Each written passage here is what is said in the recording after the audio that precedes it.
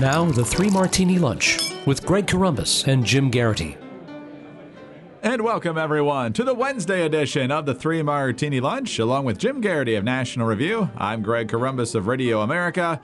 Good, bad, and crazy martinis for conservatives today. And Jim, we go back to the U.S. Senate today for our good martini. Yesterday we talked about the very narrow confirmation for Betsy DeVos to be Secretary of Education. And now we've got even more good news about a different nomination. Now, this one's not about Jeff Sessions or Tom Price. This is about perhaps an even bigger one, Neil Gorsuch, the president's choice to be on the U.S. Supreme Court. As you write for National Review earlier today, there are now 9 Democratic senators who are on the record at one point or another saying they will give Gorsuch a fair hearing and they will push for an up or down vote. That includes Chris Coons of Delaware, Dick Blumenthal of Connecticut, Joe Manchin of West Virginia, Dick Durbin of Illinois, Heidi Heitkamp of North Dakota, Claire McCaskill of Missouri, John Tester of Montana, Joe Donnelly of Indiana, and now Jeanne Shaheen of New Hampshire. You might notice the curious fact that a lot of those Democrats happen to be up for re-election in 2018, several of them in red states. I don't care how they got there. We just hope they give them an up or down vote. Here's Jeanne Shaheen, though, having a little bit of trouble with reality, but still getting to a good point from our perspective. She says that she hasn't heard anyone other than Republicans talking about any sort of filibuster attempt, but she, as far as she knows, everybody's in favor of an up or down vote. To suggest that we should not get a fair hearing on the nominee to the Supreme Court, Judge Gorsuch, I think, is just not something that's going to be good for the American people. Unlike the Republican majority, I haven't heard any Democrats saying we don't think that Judge Gorsuch should get a hearing or that he should get an up or down vote. Everybody I've talked to agrees he should get a hearing and an up or down. Well, Chuck Schumer says he's got to get 60. Jeff Merkley promised a filibuster even before we knew who the pick was. But, Jim, if we're at 9 Democrats, that's more than the number that we need. Yep. For those of you who can do math at home, or for those of you who can't, it's 52 Republicans plus 9 Democrats adds up to 61 votes. Meaning only 39 votes for the filibuster, and the filibuster will be defeated. Now, some Democrats may still want to go forward on this. Now, I put a giant asterisk, and it's not just because of the tradition of putting asterisks next to the number 61, not to irritate Roger Maris fans, but to observe that at any point, any one of these Democratic senators could do what I like to call pull a Cory Booker. And that means when you totally forget everything you've ever said about a particular topic or nominee before, and you completely reverse yourself and you act like you have always been a principal on the exact opposite side you've always held in an effort to ingratiate yourself with the Democratic grassroots because you have presidential ambitions. Thinking in particular of Cory Booker's sudden opposition to Betsy DeVos after speaking at her group's convention at the keynote address at the American Federation for Children of School, talking about singing the praises of school choice. Now, all of a sudden, Cory Booker hates Betsy DeVos. Similar story with Jeff Sessions, who he co-sponsored legislation with, and talked about what an honor it was to work with him, yada, yada. No. So on paper, I'm already hearing some people say, well, wait a minute, when I said that, what I really meant was for the cloture vote, not for the, for the full filibuster, et cetera, et cetera. So 9 have said this, and it's worth knowing none of these are 9 saying this last time around, talking about Merrick Garland or something like that. But still, at the very least, each one of these 9 Senate Democrats, if they do decide to start supporting the filibuster, will have to contradict something they said just in the past 7 or 8 days, basically from the end of January to now. So it's, obviously, you could argue based on this, the odds for Judge Gorsuch were always pretty good.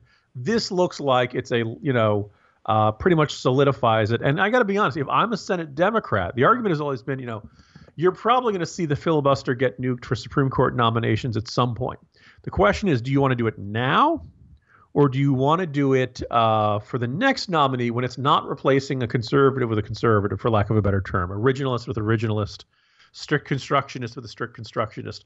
When Kennedy steps down, if God forbid something happens to Ruth Bader Ginsburg or something like that, when there's a opening that's a little bit more of a swing vote or a left vote, isn't that when you really want to pull out all the stops? So we will see how this shakes out. But obviously the outlook for the confirmation of Trump's first Supreme Court pick is looking pretty darn good right now. Yes, the early stages are very good. We'll see what happens as we ramp up towards the confirmation hearings. On to the bad martini now. And at first, you're going to wonder why this is the bad martini. In the last few days, Missouri has become the latest state to adopt right-to-work legislation. I believe they're at least the second state in this early part of 2017 to do that. Kentucky has done so as well.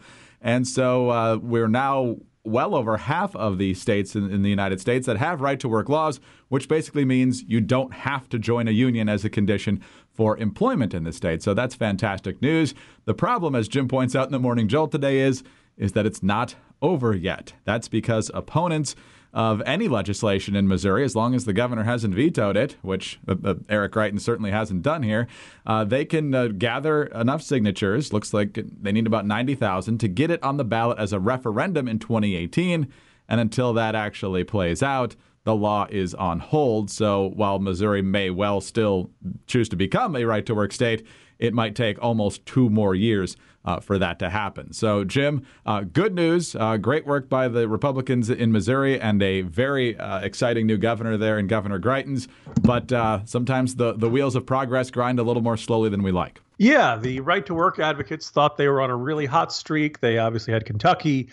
Previous years had seen big, traditionally big union states like Wisconsin and Michigan passing right-to-work laws. It looks like it's kind of right knocking on the door in New Hampshire. This is a complication because if they get this petition for a referendum, it will put they wouldn't take effect until Missouri voters vote on the referendum in 2018.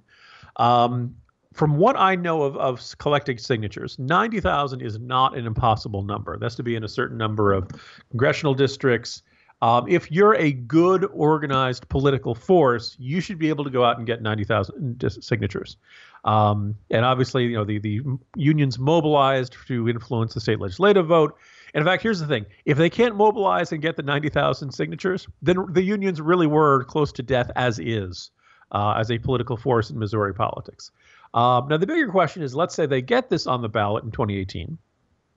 Is it likely to pass? Well, the 2016 governor's race was, if not quite a literal referendum on right to work, it was a big issue in the gubernatorial race. And it was definitely a big issue that Republican governor was running on. Unions were very strongly opposed to it. And that's pretty much, the election was 51% for Greeton, 45% for the Democrats. So you'd think this would pass. You'd think also in 2018 midterm electorate, older, whiter, more conservative, then the odds of that are pretty good. And oh, by the way, just overall, Missouri is very much a state that's trending red. So at most likelihood, if this shakes out, it would be a delay of the law, not a total reversal of the law.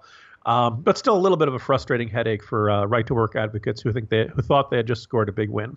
Yeah, good point. And for those who didn't see what the margin was in Missouri, Donald Trump won that state by almost 20 points. All of our attention, of course, was on the much closer states, but he got about 57% of the vote. Hillary didn't even get to 40%. The Senate and the governor's races were substantially closer.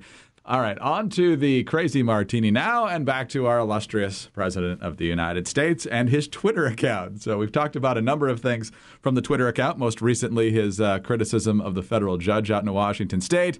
That at least had to do, Jim, with actual policy. This one does not. For those who've been following along, and this has probably been a bigger story on social media than actual media, Nordstrom announced in the last few days that they're no longer going to carry any of the clothing and other apparel items on the Ivanka Trump line.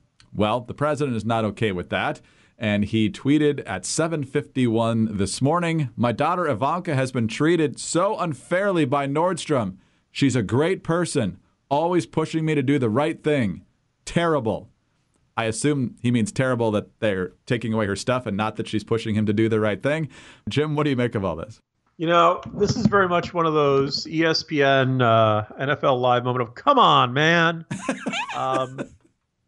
President Trump, you put people in a near impossible position to defend you. Look, maybe this only took 10 seconds out of his day or a minute or 2 minutes or something like that. We don't know whether this is Ivanka Trump coming into the Oval Office and saying, "Daddy, look what Nordstrom is doing," or whether she just sends an email griping about it or something.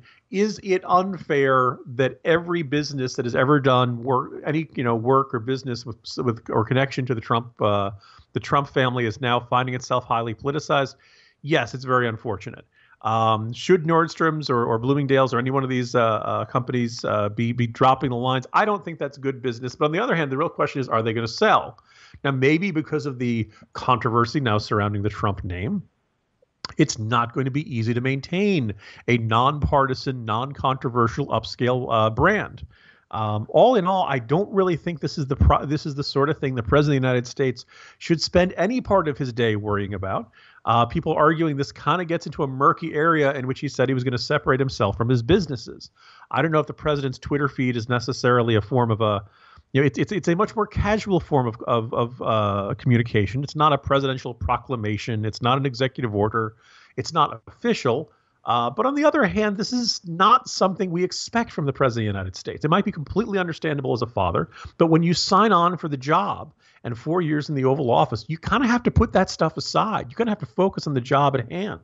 And the idea that he wants to fight every single one of these fights over Twitter with Nordstrom is just kind of indicates he just does not have the ability to focus that we wanted to see in him. So now, look, hopefully he'll still take care of the big picture, and this will get but he makes it so easy for people to criticize him when he has to have these Twitter tantrums every single day.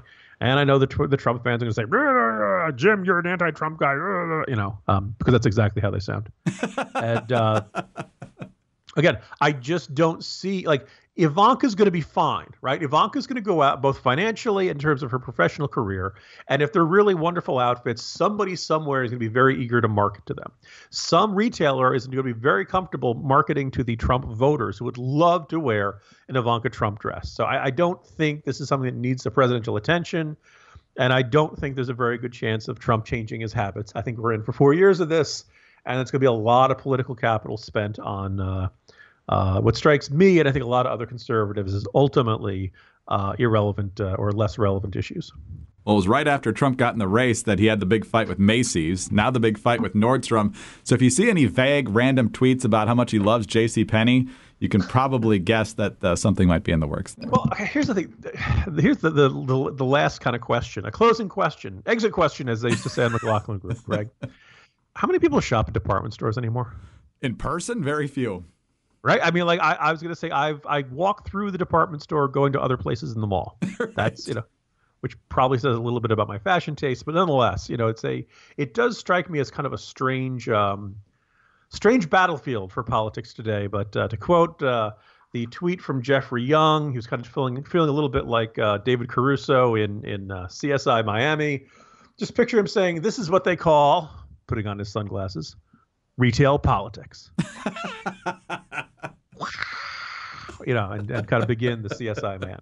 That's a good sunglasses moment. We need a way to verbally articulate that moment in every CSI Miami where they cap that opening scene with either an awful pun or something that David Caruso is convinced is so clever and it really is awful, but you kind of groan and laugh anyway because it's so bad.